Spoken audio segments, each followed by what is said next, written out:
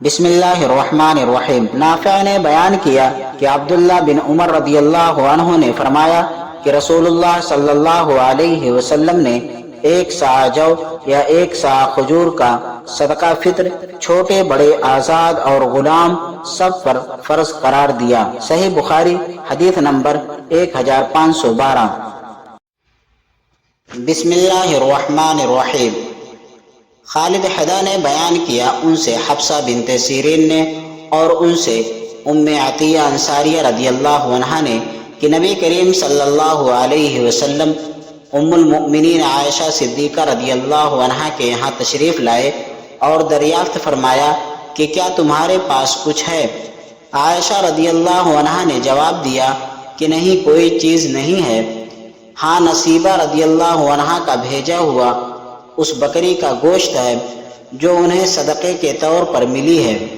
تو آپ صلی اللہ علیہ وسلم نے فرمایا لاؤ، خیرات تو اپنے ٹھکانے پہنچ گئی۔ صحیح بخاری حدیث نمبر 1494۔ بسم اللہ الرحمن الرحیم۔ شعبہ نے بیان کیا قتادہ سے اور وہ انس رضی اللہ عنہ سے کہ نبی کریم صلی اللہ علیہ وسلم کی خدمت میں وہ گوشت پیش کیا گیا جو بریرہ رضی اللہ عنہ کو صدقے کے طور پر ملا تھا۔ آپ صلی اللہ علیہ وسلم نے فرمایا یہ گوشت ان پر صدقہ تھا لیکن ہمارے لیے یہ ہدیہ ہے۔ صحیح بخاری حدیث نمبر 1495۔